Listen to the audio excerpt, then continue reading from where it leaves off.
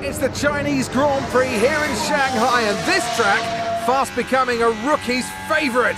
Alex Albon, remember him from last year? A brilliant race in his debut season, and it looks like Aiden Jackson's continuing the trend. He really is, Croft. He's showing great promise so far this season. Well, here's Ackerman now, going up behind his young teammates. And the rumour in the paddock, Crofty, is that the tension's building between these two. Let's see what happens here. Here we go, Ackerman's going for it! Down the inside of the hairpin, he's bashed his teammate off the track!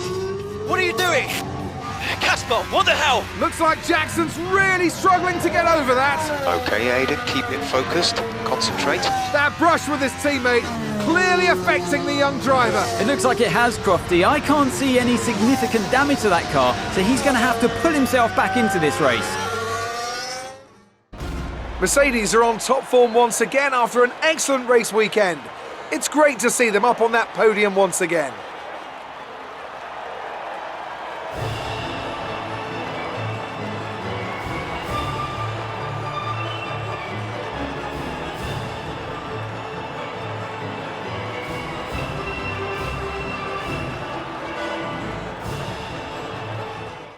Tried to stop them from signing you. We all feel sorry for you, mate. You never stood a chance with him. You want my advice? Prove him wrong. Chin up.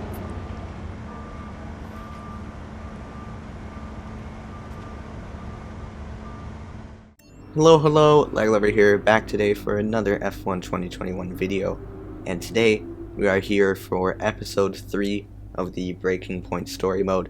And last episode we had China and France. In China there was a collision between Aiden Jackson and Casper Ackerman, and then in France Aiden Jackson finished on the podium, which is good.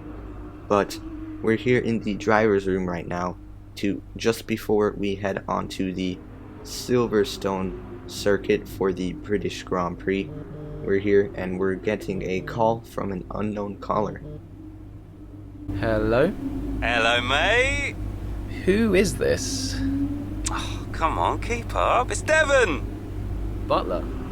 The very same. How did you get this number? It doesn't really matter. Listen. I just wanted to pass on a bit of friendly advice. Oh. Now, it's always tricky racing on your home track. The pressure, all the fans watching, it's a nightmare. Right, yeah, I imagine it is. But if you keep your cool, you stay focused, you will get through it, okay? Just imagine it's a different circuit on the other side of the planet. Then, when your race does fall apart, it'll be a lot easier to deal with. Yeah, great advice. I knew you'd think so. Anyway, good luck out there today. Just try and make it to the end, huh? Ta-ta! Yeah, good luck to you too. I'll see you later. Wow, great advice, Devon. Anyway, we're gonna head into the British Grand Prix now.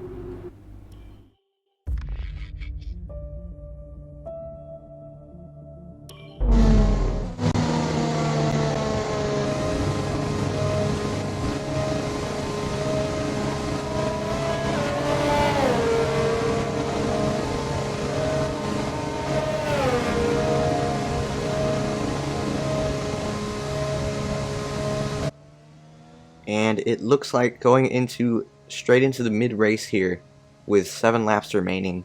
Aiden Jackson has got a front left puncture or front right puncture, and the objective right now is to pit and replace the tires. You can see the tire is completely destroyed basically, and we're heading down the pits at a very slow speed. The pit lane speed limit is actually 37 miles per hour. And we were going down at 22 miles per hour for a second there. So this puncture, even in the pit lane, is slowing us down. And now we've made our pit stop onto soft compound tires here, and we're just gonna have to finish the race in the points. 10th or above is what the objective says, as you can see. So it's gonna be difficult because we're all the way down in P17 after that unfortunate puncture.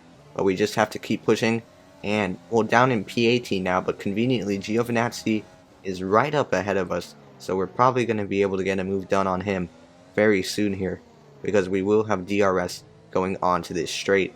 And as we exit, going through turn 5, overtake button on, DRS wide open, we go to the inside of the track, and can we get the move done? We get it done even before the braking zone, so that's very good for us, as it just allows us to immediately push in clean air and try and catch the cars up ahead.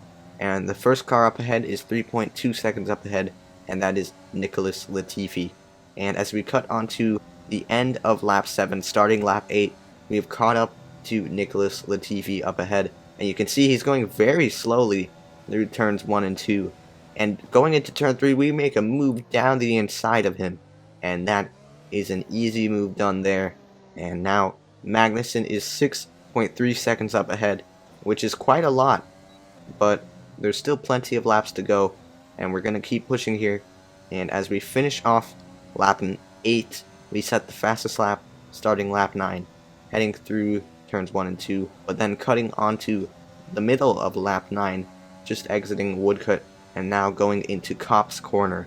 And we're just 3/10 behind, 2/10, 1/10 behind Kevin Magnussen. Look at the overspeed we have. We're going to try and go down the inside at the S section, and Magnussen was really giving us the squeeze there onto the curb, and there was nearly contact, but there was just enough space there to give in between the two of us. But now, as we cut onto the middle of lap 10, we have caught up to quite a few cars actually. There's Ricardo up ahead, and then up ahead of him is Casper Ackerman, and then up ahead of him is a Ferrari, as Ricardo gives us a big squeeze, and there's contact on the straight, I think, as Ricardo made a pretty unnecessary weave, and we get the move done on him. We run wide at Copse actually, but we didn't gain much time there by doing that.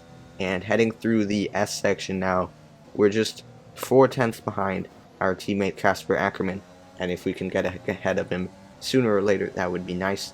And as we head down the straight, we have not much battery to use, but we do have the DRS as we go into Stowe, and we get the move done. Now up ahead, we have Sebastian Vettel, who is currently in P12, as we get very close to him in the braking zone. He broke quite early there, but as we exit and go through the final corner, we're using the overtake button, not like we have much battery left to use, but heading through turn 1 into turn 2, we're just 2/10 behind, and we're gonna go for a move into turn 3, and we get the move done just before turn 4, and now we're up into P12, and we can push to catch the cars up ahead, first of which being Devin Butler on the mediums, 3.3 seconds up ahead. And as we cut onto the start of lap 12, we're going through turn 3 right now, and we have caught up to Devin Butler. We will have the DRS on Devin Butler, but crucially, Devin Butler will not have the DRS on Alex Albon up ahead, who is currently in P10. And look at the overspeed we have with the DRS compared to Butler. We go to the outside here, purple first sector, we go around the outside at the left-hander, and that's a great move there. And now we're up into P11, right behind Alex Albon, who is just 7/10 ahead of us. And as we cut onto later that same lap, heading down the Hanger Straight, and we have caught up even more to Alex Albon up ahead, who's just 3/10 up ahead of us, 2/10 as we exit Stowe, going into the Vale Chicane, and we send a move down the inside, just about leaving enough space for each other, and we get the move done for P10 in this race. And as we head on to the final lap, that might be all that we're going to be able to get in this race, P10, because Sergio Perez is 3.3 seconds up ahead, and yes, you can see that as the checkered flag is waving now, we caught up quite a lot to Perez up ahead, but it wasn't enough to get P9 in this race, but still a pretty successful result after a puncture.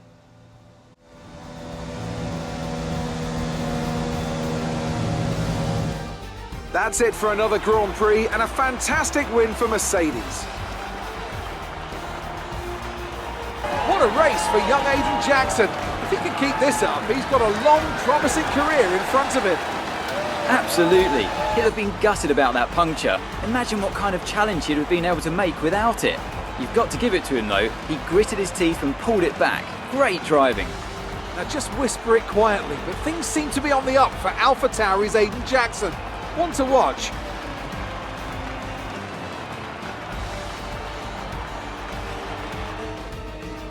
After an excellent performance at the Grand Prix, I'm sure there'll be plenty of celebrations tonight amongst the Mercedes team, and they certainly deserve it.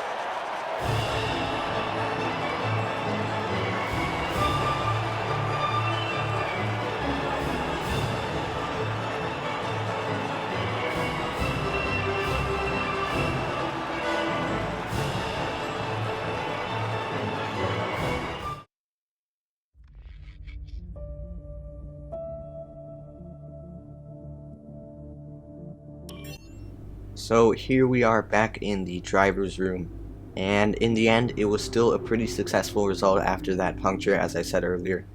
But we're on the social media page now, and we still managed something out of that race as we're getting a call from Brian. Brian, Well, someone's the hot topic in the press room. what do you mean? Oh, come on. There's no need to be so modest. What are you on about, Brian? Well, after that puncture, everyone thought you'd lost it. But to pull it back and into the points, it's all anyone's talking about. Well, I'm glad the press is starting to take notice. Oh, get used to it. They put a bunch of interviews in your diary for tomorrow. It's why I was calling. Right, thanks for letting me know. So don't celebrate too hard tonight, eh? Yeah, all right, Brian. Don't worry. I'm only going to see my mum. Right. Well, each to their own. See you later, Brian. Well then, now looking at the email inbox, so we can head on straight to the very next race, and I think that's going to be Italy.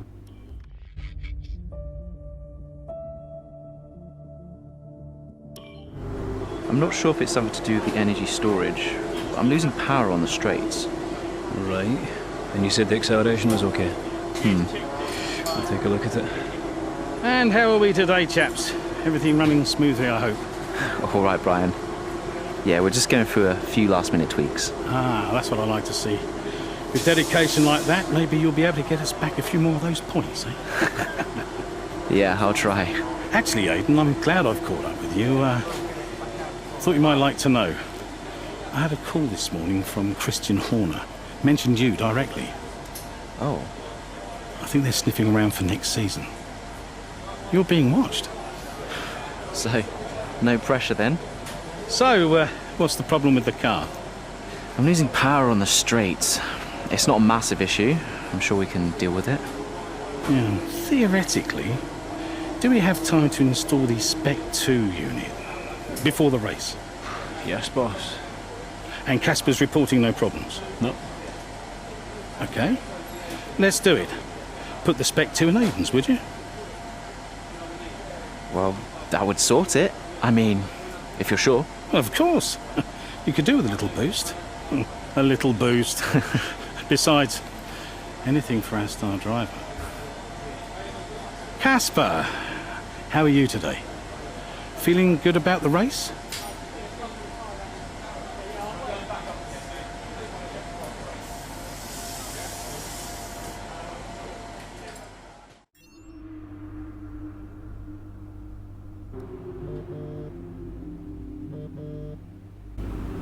Brian. Aiden, I'm glad I've called you. Listen, don't worry about Casper. Let me stop you there. Brian, Casper's the furthest thing from my mind right now. I've got a race to focus on. Good man. In the garage just now, that was my fault. I know how he can be. What, childish? Self-centered? I'm sick of it, Brian. He's been on my case ever since I joined the team. He needs to grow up. Okay.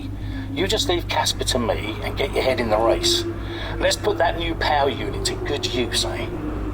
Sure thing, Brian. See you on the other side. Well, that was quite an awkward cutscene as the team literally took the Spec 2 power unit out of Casper Ackerman's car and said, let's put in Aiden's car because of a minor issue, as he said. So, that was awkward, but now we're looking through our pre-race emails. But let's head into the race then, as we checked all of our emails, and it looks like we can head straight into it now. So let's do that.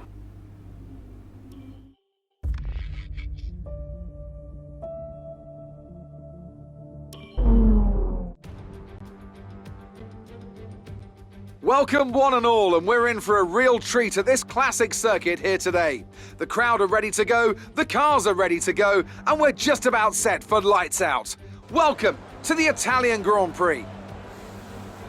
With top speeds reaching 215 miles per hour, only a few places can challenge Monza's crown as the fastest circuit in F1. Hard braking zones going into the 3 chicanes make up the majority of the 11 corners on this 3.6-mile circuit. And just in case the slipstream wasn't enough, 2 DRS zones will help encourage some closer action. Here we are then, Monza, the 90th time this event has been held, so a special year for F1 fans, particularly the Italians, who are rightly proud of this event and its heritage. Yeah, it always feels a bit special here, doesn't it, Crofty? Hamilton holds the joint record with Schumacher for number of wins here at 5 apiece, but could snatch it outright today with a 6. Nearly 100 years of history here, so let's see what this year holds in store for the Italian Grand Prix.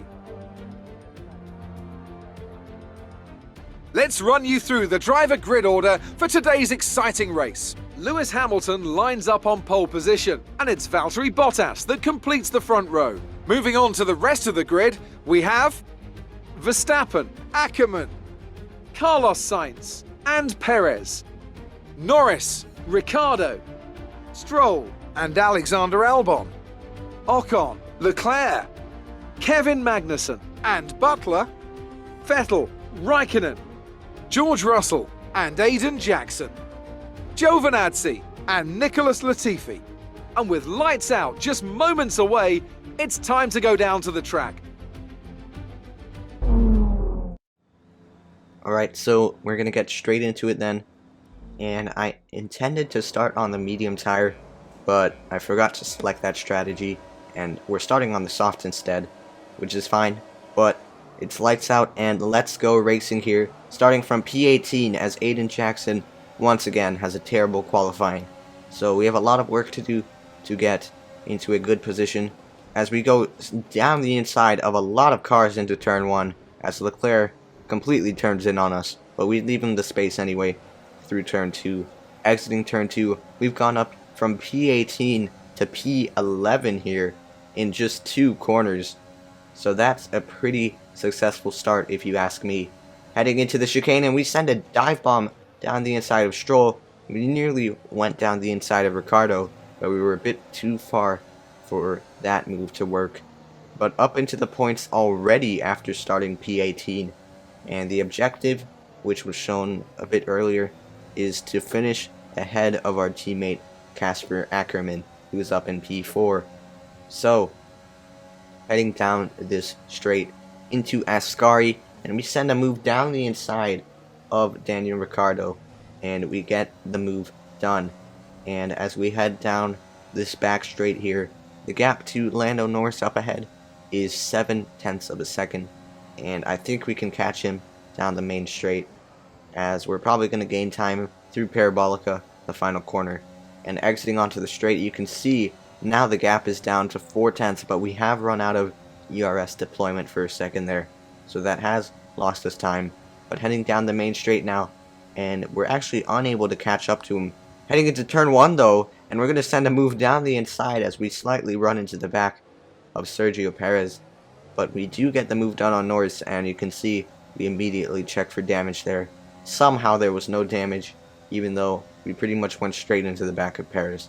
But heading down this straight here, can Norris come back at us? No, he cannot, as we position the car in the middle of the track, and we're able to defend that one. But cutting onto the, or a little bit further on that same lap, heading through Ascari, we have caught up to Perez up ahead. Heading down the straight, we get a very good exit out of Ascari compared to Sergio Perez. And heading down this straight into Parabolica, and we don't have enough straight line speed to get Sergio Perez through Parabolica. On the exit, we have a much better exit than Sergio Perez out of Parabolica. Heading down this straight, Sergio Perez does have the slipstream. We turn off the overtake button, and you can see how much Perez is gaining with the slipstream. But heading into turn 1, we brake later, and can we get the move done? We're still side by side, and exiting turn 2, we get the move done on Perez. Up ahead, we have Sainz just 3/10 ahead, and we're gaining even more on this straight with the slipstream. 2/10 up ahead now. Heading into the second chicane, we actually go down the inside of Sainz. We lock up the rear brakes, which causes us to nearly spin out and lose control, which is why I kind of went on the grass there. But we get the move done. Probably should have given back that position, but at the time I didn't think of doing so. But up ahead now, we have Casper Ackerman, our teammate, and he's in P5, currently in the top 5 of course, but we're looking to gain that 5th position off of him pretty soon here as we head through Ascari, and you can see we have gained a lot of time to Ackerman up ahead. But will we go for a move into Parabolica and risk getting overtaken again on the main straight? It doesn't look like we will, as we head into Parabolica, still behind our teammate Casper Ackerman, as we clip the grass on the inside a little bit there. But heading onto the main straight, we are using the overtake. We will have the DRS, but so will Casper Ackerman here. And heading down the main straight, Ackerman goes defensive. We're going to go to the outside of turn 1, and we brake much later. We're still side by side through turn 1. There's contact between the two of us, which is not good. We get massive oversteer on the exit of the corner. We're still side by side heading through Curva Grande, and Ackerman is able to hang on for a little bit longer, but we have a slipstream now. Heading to the second chicane, we go down the inside here, very close between the two of us, and we get the move done on Casper Ackerman. A little bit of contact at the first chicane, but it was all good between the two of us. And heading through Parabolica now at the end of lap 6, and we're going to head onto the main straight here. And look at how much we're gaining on Alex Albon, who's currently P4, about to be P5, as we go to the outside of the track, heading down the main straight, and we're currently ahead into the braking zone. We brake much later, but we have gone deep, so maybe we broke a little too late here, as we locked up and went deep there. And now, Alex Albon, close behind, maybe is going to come back at us into the second chicane. We position the car towards the middle of the track. We go defensive now as Alex Albon goes to the outside, but he's unable to make the move stick, and we hang on for another few corners. But heading on to the end of that same lap, and you can see Albon looking for a move down the main straight. It should be a pretty easy move for Alex Albon here, as he has DRS and slipstream here, as our teammate Casper Ackerman is now in the pits. But we come back at Alex Albon into the braking zone of turn 1 after he passed us on the main straight, leaving each other the space as we get big oversteer as we touch that curb on the exit of turn 2. Heading down the main straight then, or not the main straight, one of the straights through Curva Grande into the second chicane. We defend more towards the middle of the track, and Alex Albon is not able to go for a move. As we exit the second chicane, we just have to keep defending here, heading into Lesmo 1. But as we cut onto the end of that same lap, you can see we are going into the pits here, and with not that many laps to go, we plan to go on the medium tire. But you can see, or you will see very soon, that we will not be on the medium tire. As we head into the pit box, for whatever reason, the pit crew has put us on the hard compound tires, and there was no strategy at the start of the race that had the hards, and I never selected the hards on the MFD either. So that was a bit weird, because the game should have put me on mediums, but it didn't, and it just put me on hards. But now, we had a chance at the podium actually, but with these hard tires, the maximum we'll be getting is probably just P4 in this race. And that's a bit unfortunate, as the game has put us on the hard tire for absolutely no reason. But we have to keep pushing now, and try and maximize the result, even with the tire disadvantage. And as we head out of the second chicane, and we actually clipped the gravel there for a little bit, but heading through Lesmo 1, and we're very close to Nicholas Latifi up ahead as we go through Lesmo 2. Somehow Latifi is all the way up in P6. He clearly hasn't made his pit stop yet. He's still on old soft tires as we head down the straight into Parabolica, or not Parabolica, Ascari, and we get the move done down the inside of that corner. Exiting Ascari now, down the back straight, but as we cut onto the start of lap 10, you can see Albon is exiting the pits. We're picking up a slipstream, and we go to the outside of the track, and we get the move done on him. He nearly actually pulled off the overcut on us, but we just about kept the position there. And as we head through Curva Grande, but now cutting onto the middle of that same lap, just exiting Lesmo 2, you can see Alex Albon with the DRS is gaining like a rocket ship on us, and he gets the move done quite easily down that straight as we head through Ascari now.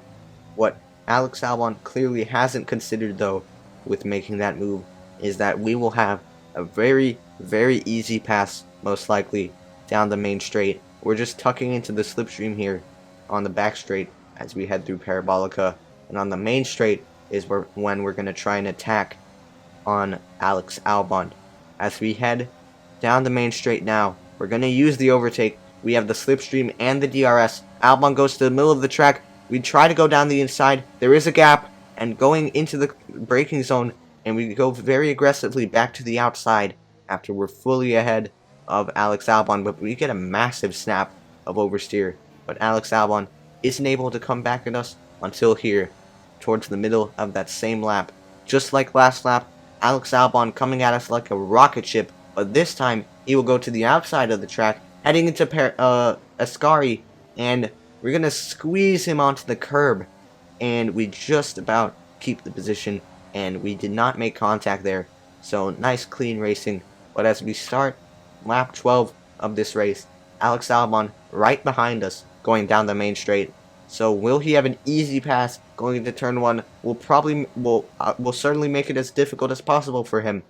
And heading through to the first chicane, and we are just about able to keep the position there.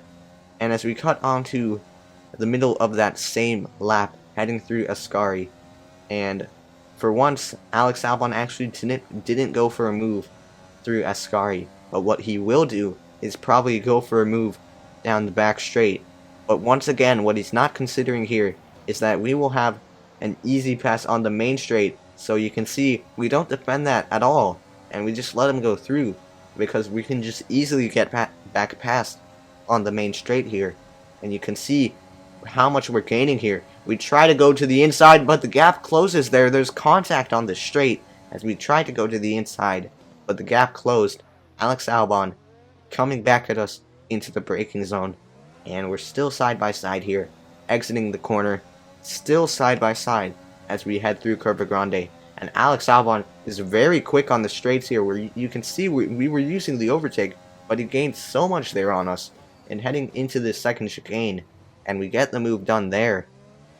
And as we cut onto the back straight on that very same lap, Alex Albon is going to be very close to us as we head into Parabolica. It's going to be a close finish for P4 here. Heading into the final corner of the final lap of the race, Alex Albon isn't able to hang it around the outside. And as the checkered flag waves, it looks like we will get it, and yes, we do. P4.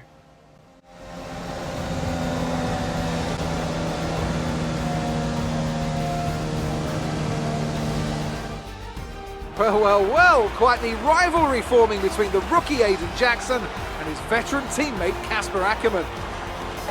Yeah, it reminds me a little bit of when Hamilton signed for McLaren back in 2007, and we all know how that one ended. Alonso returned to Renault pretty much the moment the season wrapped up. Well, let's hope it doesn't come to that. So after a magnificent race, we can now see the drivers making their way to the podium. Once again, it's the Silver Arrows who take top spot, a well-earned victory for Mercedes.